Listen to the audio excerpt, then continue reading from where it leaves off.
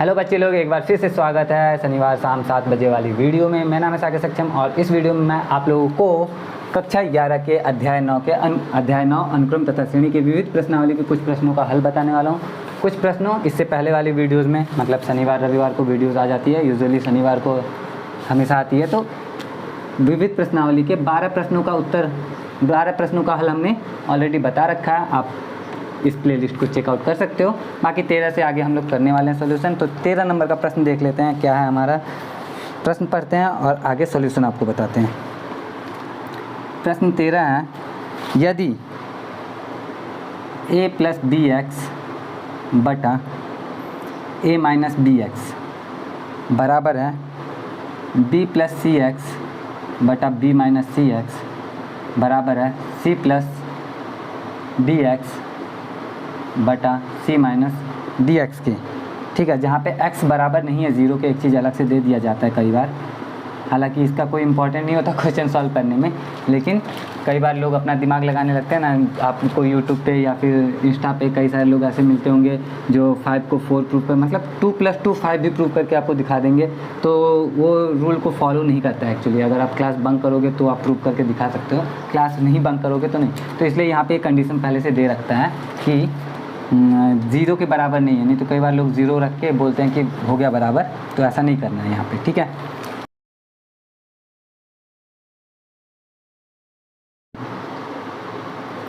तो ये जो है ये सब बराबर है। और इसके बाद हमें बोला है तो दिखाइए कि ए बी सी डी गुणोत्तर श्रेणी में है। क्या बोला गया कि ये बराबर है, ये गिवन है कि ये बराबर है। ठीक है, तो ए बी सी डी क्या है, इन जीपी जियोमेट्रिक प्रोग्रेशन गुणोत्तर श्रेणी में, ये हमें प्रूव करके दिखाना है। तो अब अगर ये जीपी में है तो ये कैसे प्रूव होगा कि ये जीपी में है। बहुत ही सिंपल है। देखो, अगर ये जीपी में होगा तो आर सबके लिए इक्वल होता है हमारा। तो आर कैसे निकालते हैं, दूसरे पद में पहले पद से भाग दे दो तो आर आ जाता है, यानी बी बाई ए आर के बराबर होगा, सी बाई बी वो भी आर के बराबर होगा, और डी बाई सी ये भी आर के बराबर होगा, यानी कि ये तीनों बराबर होगा। तो अगर ये तीनों बराबर हमारा आ जाता है, दैट मीन्स कि ये प्रूव हो गया कि ये A B C D G P में है। तो अब हम इसको यूज़ करके कैसे बराबर प्रूव करेंगे, तो बहुत ही देखो, ये बराबर लिखा हुआ है। कोई दो ले सकते हैं, तीनों जब आपस में बराबर है तो कोई दो लेते हैं और काम करके भी देखते हैं। जैसे पहला वाला मैंने लिया a प्लस बी एक्स बटा a माइनस बी एक्स बराबर है b प्लस सी एक्स बटा b माइनस सी एक्स। जब इस तरह से दो चीज़ें बराबर आपको मिले और आपको समझ में ना आ रहा हो क्या करना हो, तो एक तरीका मैं बता देता हूँ करने के लिए। आप कर सकते हो अप्लाइंग सी एंड डी बोलते हैं उसको, APPLYING, applying C and D.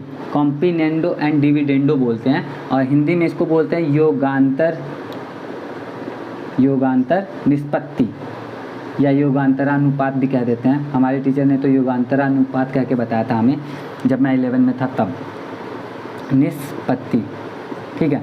तो योगांतर निष्पत्ति का प्रयोग करेंगे। इसमें होता क्या है योगांतर निष्पत्ति में कि a बटा बी अगर c बटा डी के बराबर है, तो योगांतर निष्पत्ति लगाने पे, अप्लाइंग सी एंड डी लगाने पे ये हो जाता है a प्लस बी बटा a माइनस बी बराबर हो जाता है c प्लस डी बटा c माइनस डी के।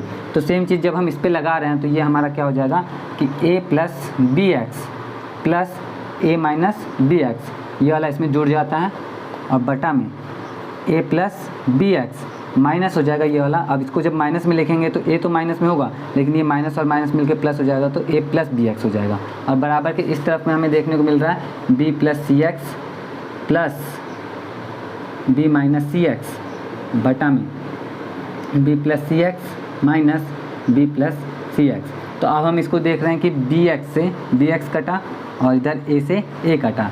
इस साइड में हमें क्या मिला, सी एक्स से सी एक्स कटा और इधर b से b कटा। तो हमारे पास में बचा क्या, तो हमारे पास में बचा है इधर a प्लस a 2a बटा B X plus B X 2bx बराबर के इस तरफ b प्लस b 2b बटा में सी एक्स प्लस सी एक्स 2cx।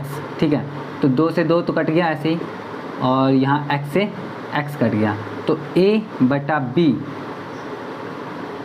वाओ बराबर आ गया हमारा b बटा c के। थोड़ा बहुत अगर हम हाँ देखो, अब यहाँ पे क्या हो रहा है कि इसमें से b बटा a, जैसे a बटा b बटा c के बराबर आया है, तो अगर हम इसको b बटा a कर दें तो ये c बटा b के बराबर हो जाएगा, है ना।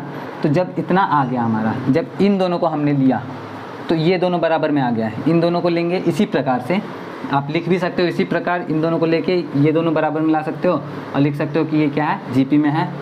ये अगर इसके बराबर आ चुका है इसका प्रयोग से, तो इसके प्रयोग से ये दोनों बराबर में आ जाएंगे। और जब तीनों बराबर में आ गए तो हम इस तरह से लिख देंगे। देखो पूरा नहीं करवा रहा हूँ क्योंकि मेरा मेन मोटो समझाने का रहता है।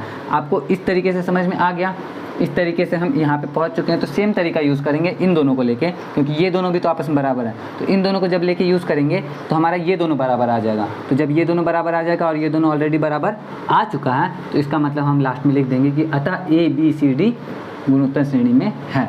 उम्मीद करता हूँ कि आपको अच्छे से समझा पाया होऊंगा। आते हैं अगले क्वेश्चन पे, क्योंकि ज़्यादा से ज़्यादा क्वेश्चन ख़त्म करना है, क्योंकि इतने दिन से ख़त्म ही नहीं हो रहा है ये चैप्टर, देख ही रहे हो आप लोग। तो पिछले संडे को ही ख़त्म हो जानी चाहिए थी कायदे से, लेकिन नहीं हुई तो कोई बात नहीं, जब ख़त्म होगी तभी होगी। अभी ज़्यादा से ज़्यादा क्वेश्चन सॉल्व करने की, समझाने की कोशिश कर रहा हूँ मैं। तो क्वेश्चन नंबर 14 देख लेते हैं क्या है हमारा। किसी गुणोत्तर श्रेणी में एस एन पदों का योग, पी उनका गुणनफल तथा आर उनके व्युत्क्रमों का योग हो तो सिद्ध कीजिए पी स्क्वायर आर पे पावर एन बराबर है एस पे पावर एन के।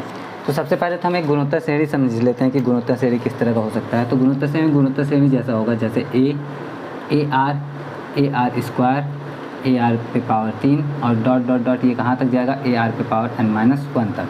अब यहाँ से हमसे बोला जा रहा है कि s जो है वो n पदों का योग है। तो s जो है n पदों का योग है, तो a n पदों तक श्रेणी है, तो इसका योग हो जाएगा a plus A R square plus dot dot dot कहाँ तक, ए आर पे पावर n-1 तक। अब n पदों के योगफल का एक फार्मूला होता है, वो फार्मूला हम अभी अप्लाई कर लेंगे तो हमारे लिए बेटर रहेगा। तो फार्मूला क्या होता है, a आर पे पावर n-1 अपॉन r-1। तो s का जो वैल्यू हो गया वो तो ये हो गया समीकरण 1, हमने यहीं पे मान लिया।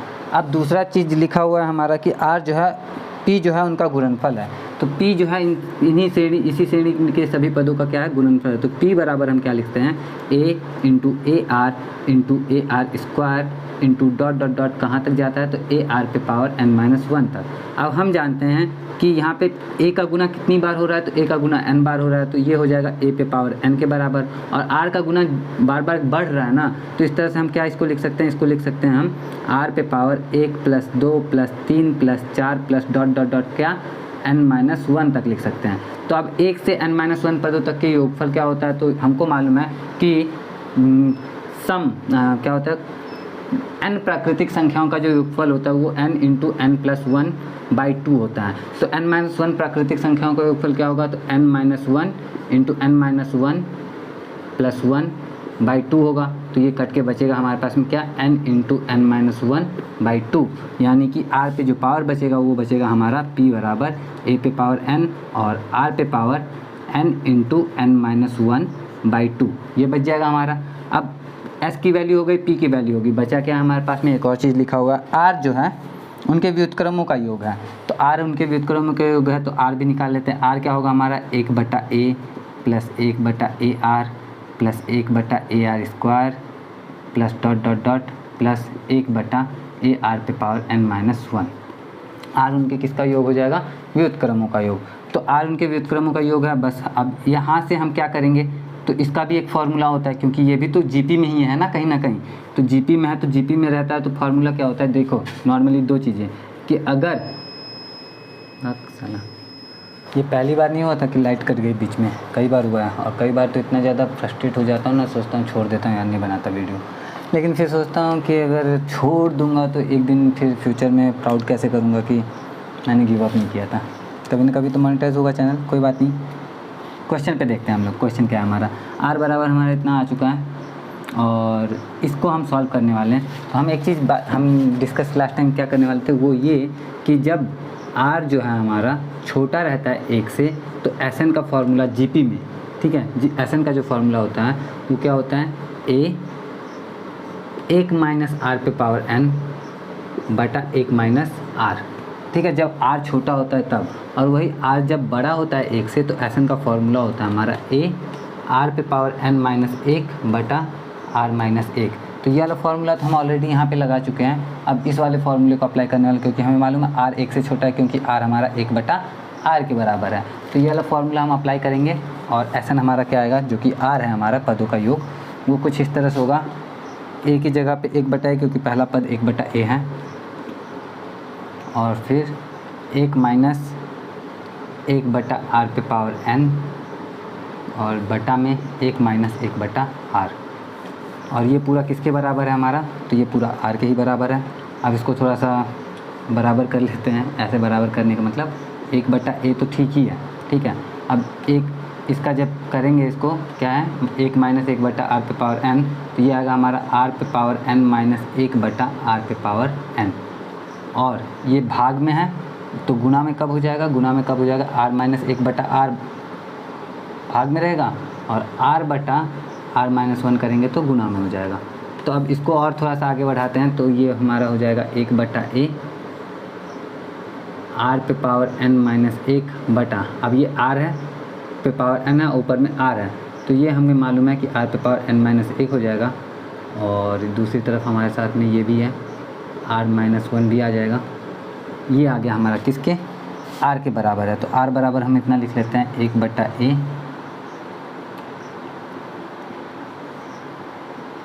r पे पावर n माइनस 1 r पे पावर n माइनस 1, ये पावर में ही n माइनस 1 है, ठीक है, और मल्टीप्लाई हो रहा है r माइनस 1 से।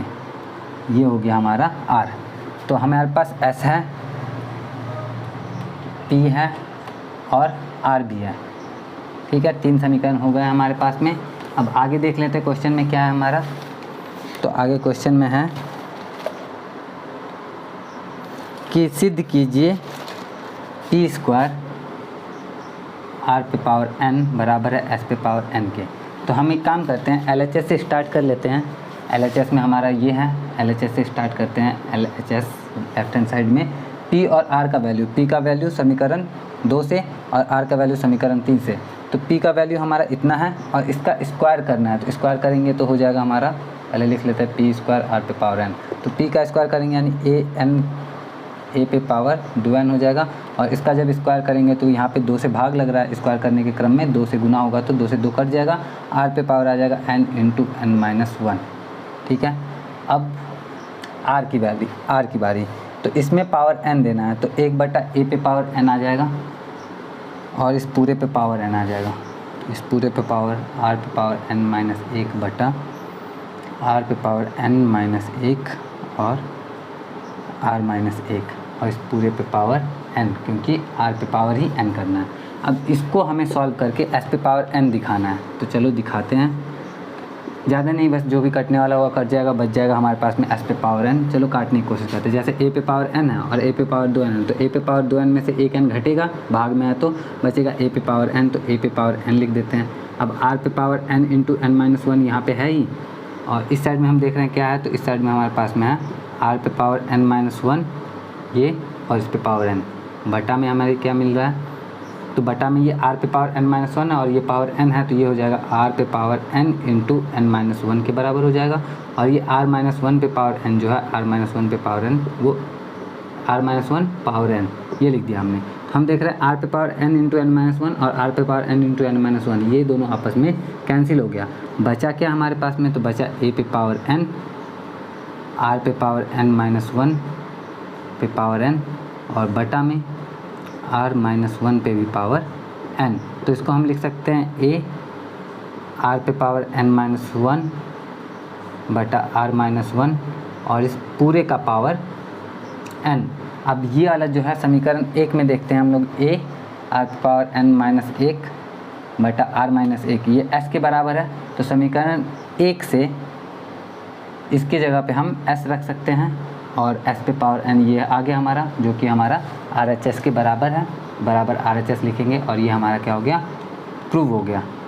तो ये क्वेश्चन काफ़ी ज़्यादा अच्छा क्वेश्चन रहा, प्रूव हो गया। उम्मीद करता हूँ आपको समझ में आया होगा। अब देखते हैं अगला क्वेश्चन और आगे बढ़ते हैं हम लोग।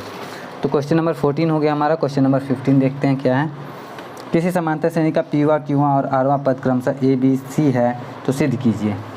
तो सिद्ध करने वाले क्वेश्चन, जैसा कि आपने देखा ये वाला क्वेश्चन, और इससे पहले भी मैंने कहा है कि सिद्ध करने वाले क्वेश्चन मुझे थोड़े से अच्छे लगते हैं, क्योंकि आसान भी लगते हैं, क्योंकि आंसर हमारा सामने में रहता है और हमें कुछ भी तिगड़म लगा के आंसर लाना है। तो चलो 15 नंबर कैसे लाएंगे करके देखते हैं क्या कर सकते हैं हम लोग। जैसे दिया है पीवां पद जो है वो ए है, क्यूवां पद बी है और आरवां पद सी है और समांतर श्रेणी का है। तो पीवां पद यानी कि मान लेते हैं समांतर श्रेणी जो है वो उसका प्रथम पद ए और सार्वंतर जो है वो डी है, ठीक है। प्रथम पद ए माना, सार्वंतर डी माना, तो पीवां पद क्या हो सकता है? तो A plus P minus 1 into D बराबर ए।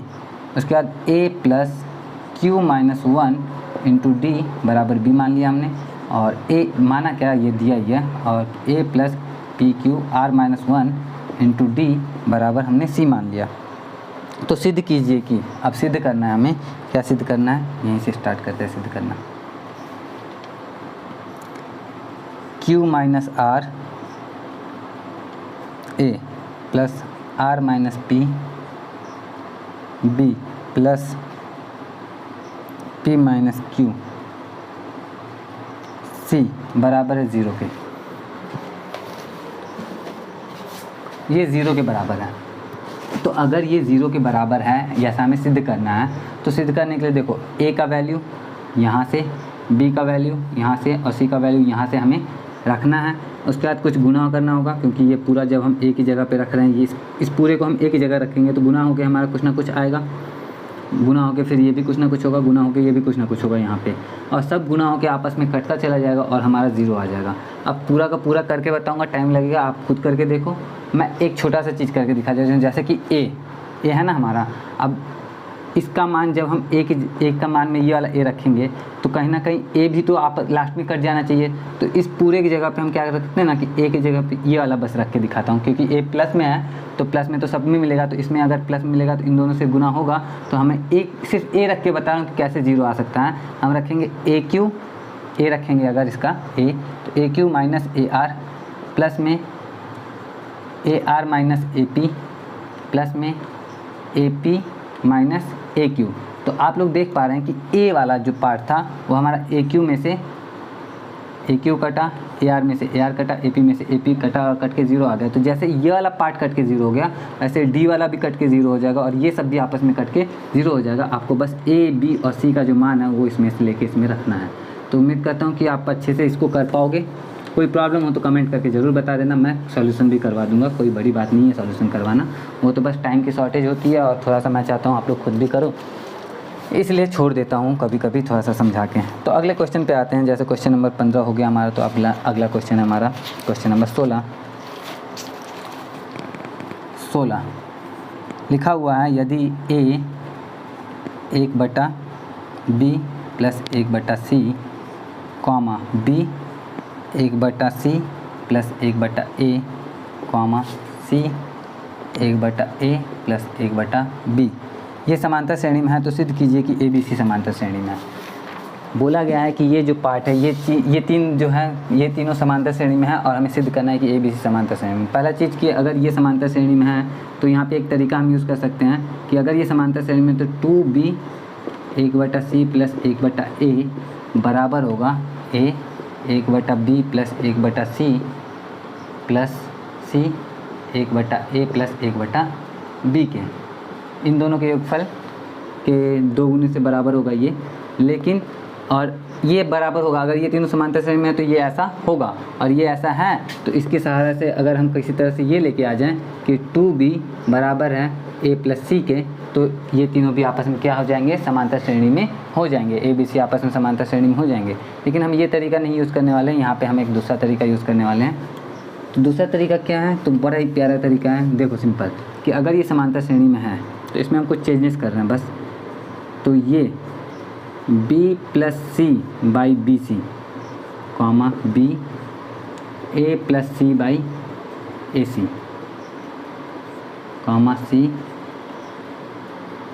b plus A by A B. अगर ये समांतर श्रेणी में है तो ये भी समांतर श्रेणी में होंगे। आगे ए का इसमें गुना कर लेते हैं, तो A B plus A C बटा B C comma B A plus B C बटा A C comma C B plus A C बटा ए बी, ये भी समांतर श्रेणी में होगा। सेम चीज़ है, बस कुछ नहीं आगे बढ़ा रहे हैं। अब यहाँ पे अगर कोई पद समांतर श्रेणी में रहता है तो उन सभी पदों में अगर हम एक एक जोड़ दें तो भी वो समांतर श्रेणी में ही रहता है। तो अगर इन तीनों में हम एक एक जोड़ दें, जैसे A B plus A C बटा B C plus 1 comma B A plus B C बटा A C plus 1 comma C B plus A C बटा ए बी प्लस 1, तो भी ये समांतर श्रेणी में होंगे, लिख सकते हैं। तो भी ये, अबे यार फिर से कैसे कट गया, बोला था ना फ्रस्ट्रेट हो जाता हूँ कभी कभी।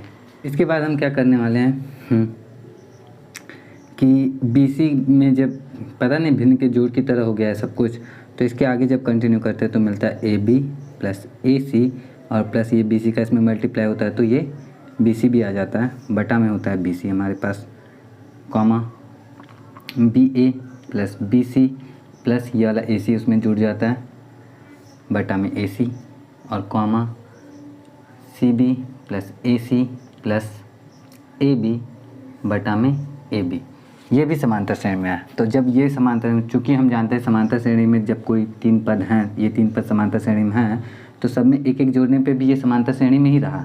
तो अगर हम सब में भाग दे दें, किससे भाग दे दें, AB plus BC plus CA से भाग दे दें, तो भी क्या रहेगा, ये समांतर श्रेणी में रहेगा। और जब भाग देंगे तो हमें पता है इसमें AB plus BC plus CA, AB plus BC plus CA और AB plus BC plus CA तीनों में है। तो भाग देने के बाद हमारे पास में क्या रिजल्ट आएगा, तो भाग देने के बाद हमारे पास बचेगा,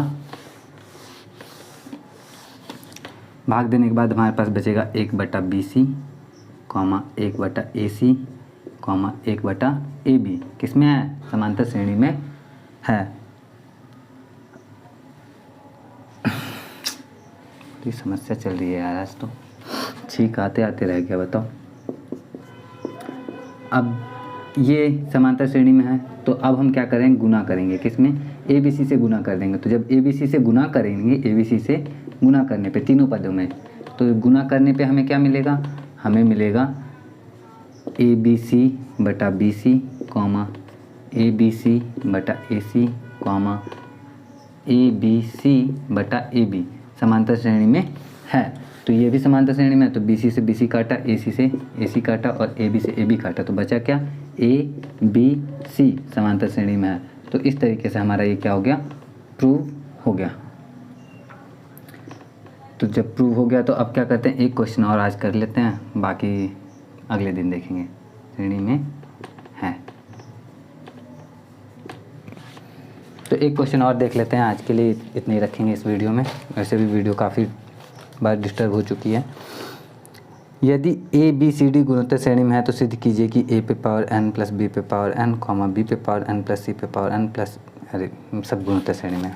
देखो ये भी आसान सा, ये सिद्ध करने वाला है, तो मैंने तो पहले ही बोला सिद्ध करने वाले सारे इजी ही होते हैं।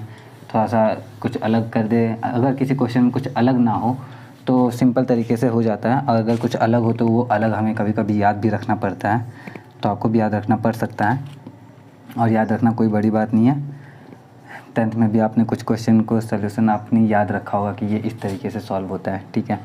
तो ABCD गुणोत्तर श्रेणी में ऐसा हमें बताया जा चुका है, और सिद्ध करना है, हमें क्या सिद्ध करना है, A पे पावर n प्लस B पे पावर n कॉमा B पे पावर n प्लस C पे पावर n कॉमा C पे पावर n प्लस D पे पावर n, ये गुणोत्तर श्रेणी में ऐसा हमें सिद्ध करना है। तो अगर कोई, जैसे कि ये तीनों गुणोत्तर श्रेणी में, ये सिद्ध करने के लिए क्या ज़रूरी है, हमें क्या सिद्ध कर लेना चाहिए, हमें सबसे पहले तो इस पे फोकस करना चाहिए कि ABCD किस में है, ABCD GP में है। तो ABCD GP में है तो हम मान सकते हैं कि B बराबर AR, जहाँ पे R क्या होगा, A तो यही है और R क्या हो जाएगा, हमारा सारो अनुपात हो जाएगा। और GP में है तो सारो अनुपात तो कुछ ना कुछ होगा ही ना, तो मान लेते हैं R इसका सारो अनुपात है। तो B बराबर AR हो जाएगा, तो C बराबर क्या हो जाएगा, तो C बराबर AR स्क्वायर हो जाएगा, और D बराबर क्या हो जाएगा, तो D बराबर AR क्यूब हो जाएगा। अब हमें सिद्ध करना है कि ये समांतर गुणोत्तर श्रेणी में है। तो अगर ये गुणोत्तर श्रेणी में है, ये सिद्ध करने के लिए हमें क्या सिद्ध करना जरूरी है, हमें सिद्ध करना जरूरी है कि B पे पावर n प्लस C पे पावर n, मतलब गुणोत्तर से, जैसे A B और C अगर गुणोत्तर श्रेणी में रहता है तो B स्क्वायर बराबर AC आता है। तो अगर हम B स्क्वायर बराबर AC प्रूव कर लें तो ये अपने आप प्रूव हो जाता है कि ABC किस में है, गुणोत्तर श्रेणी में है। तो वही चीज़ हम यहाँ पे भी करने वाले हैं कि A पे पावर n प्लस B पे पावर n और इधर सी पे पावर n प्लस डी पे पावर n बराबर बी पे पावर n प्लस सी पे पावर n का स्क्वायर। तो हमें ये चीज़ प्रूव करना है। अगर हम ये प्रूव कर लेंगे तो ये अपने आप प्रूव हो जाएगा कि ये गुणोत्तर श्रेणी में है। तो इसको प्रूव करने के लिए हम LHS से स्टार्ट कर लेते हैं। तो a पे पावर n है तो a की जगह पे तो हम a पे पावर n ही रहने देते हैं अभी, और b पे पावर n तो b की जगह पे ar रखते हैं तो आता है a पे पावर n और r पे पावर n, ठीक है। और इस साइड में c पे पावर n है तो c की जगह पे हम a पे पावर n और r पे पावर 2n प्लस d पे पावर n यानी a पे पावर n और r पे पावर 3n रखते हैं। तो ये बराबर आता है हमारा किसके, b पे पावर n प्लस c पे पावर n के स्क्वायर के। आगे बढ़ते हैं तो हमें देखने को क्या मिलता है, हमें देखने को मिल रहा है कि a पे पावर n दोनों में कॉमन है तो बाहर ले लेते हैं इसको। a पे पावर n कॉमन ले लिया, बचा a प्लस 1 प्लस r पे पावर n। इस साइड में देख रहे हैं a पे पावर n और r पे पावर 2n दोनों तरफ कॉमन है। 2n इसमें से कॉमन ले लेंगे तो एक r बचेगा सिर्फ हमारे पास में, तो ले लेते हैं कॉमन। तो हमें हमारे a पे पावर n और r पे पावर 2n कॉमन ले लिया तो हमारे पास में बचा 1 प्लस r पे पावर n, ठीक है। अब आगे ये LHS से हम कर रहे हैं ना, इसको छोड़ते हैं फिर के इसको करने की क्या ज़रूरत है। LHS से हमने स्टार्ट कर लिया है, LHS से स्टार्ट कर लिया, RHS के बराबर ले आएंगे, प्रूव हो जाएगा। आगे बढ़ते हैं तो a पे पावर n, a पे पावर n, तो a पे पावर 2n, r पे पावर 2n और यहाँ 1 प्लस r पे पावर n है, 1 प्लस r पे पावर n है, 2 बार है तो इसको भी लिख लेते हैं 1 प्लस r पे पावर n का स्क्वायर। तो अब हमें देखने को मिल रहा है कि 2 इसमें भी है, 2 इसमें भी है, 2 इसमें भी है, तो सब 2 ही 2 है। तो हम क्या करते हैं, 2 को बाहर लिख लेते हैं। तो हमारे पास में बचता है क्या, a पे पावर n, r पे पावर n और 1 प्लस r पे पावर n पूरे का स्क्वायर, ठीक। अब इतना होने के बाद क्या हमारा कुछ काम बना है, आगे बढ़ते हैं, थोड़ा सा और आगे बढ़ते हैं। इधर लाइन खींच के आगे बढ़ रहा है, LHS वाला ही आगे बढ़ रहा है। इसका इसमें मल्टीप्लाई हो जाएगा तो हमें मिलेगा a पे पावर n, r पे पावर n प्लस इसका इसमें मल्टीप्लाई होगा तो मिलेगा a पे पावर n प्लस r पे पावर 2n का स्क्वायर। अब a पे पावर n और r पे पावर n, ये 2n का मल्टीप्लाई हो रहा था ना भाई, तो 2n आना चाहिए था, 2n यहाँ से रह गया तो r पे पावर 2n और 2n का जब n में होगा तो 3n आना चाहिए यहाँ पे।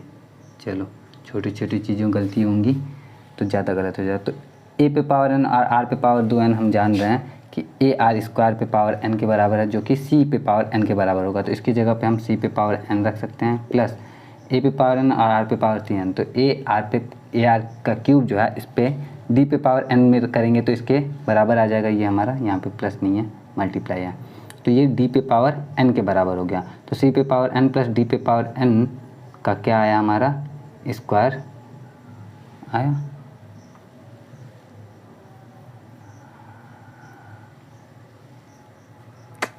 कुछ गड़बड़ लग रहा है यार, फिर से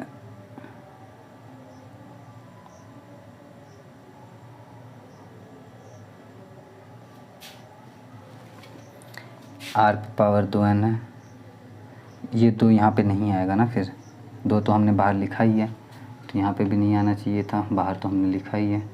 फिर से करते हैं थोड़ा सा, मैंने बोला लास्ट क्वेश्चन है, थोड़ा बहुत कंफ्यूज हो रहा हूँ मैं खुद ही, थक गया हूँ, फ्रस्ट्रेट हो गया हूँ, तो संभाल के करते हैं। देखो क्या है, सिंपली इसका गुणा इसमें होगा तो हमें मिलेगा a पे पावर n और r पे पावर n प्लस इसका गुणा इसमें होगा तो मिलेगा a पे पावर n और r पे पावर 2n और इस पूरे का क्या है, हमारा स्क्वायर है। अब a पे पावर n और r पे पावर n, तो a r पे पावर n के बराबर है, यानी कि ये b के बराबर है, तो इसमें रखते हैं b पे पावर n। a पे पावर n और r पे पावर 2n, तो a r स्क्वायर यानी c पे पावर n के बराबर, तो c पे पावर n और ये बराबर है हमारे स्क्वायर। तो ये हम देख रहे हैं ये हमारा किसके बराबर आ गया, ये RHS के बराबर आ चुका है हमारा। तो बराबर RHS लिखते हैं और यहाँ पे लिखते हैं प्रूव्ड, या फिर एक और लाइन लिख सकते हैं कि चूँकि इसका इन दोनों का गुणनफल इसके बराबर है, अतः ये और ये गुणोत्तर श्रेणी में है। और बस आज की वीडियो के लिए इतना ही। काफ़ी दिनों के बाद ऐसा लग रहा है कि इतनी बड़ी वीडियो आई होगी मेरे ख्याल से। तो अगर ये वीडियो आपके लिए ज़रा से भी हेल्पफुल हो रही है तो कमेंट करके बताना ज़रूर, क्योंकि आपने देखा है कितनी मेहनत लग रही है और मुझे भी लग रहा है कितनी मेहनत लग रही है। ज़्यादा कुछ नहीं बोलूँगा, बस आज की वीडियो के लिए इतना ही। मन करे तो लाइक कर देना, बाकी कोई बात नहीं, नहीं भी करोगे तो वीडियो आती रहेगी, उसके लिए कोई टेंशन लेने की ज़रूरत नहीं है। मैं मिलता हूँ आपसे नेक्स्ट वीडियो में। जय हिंद।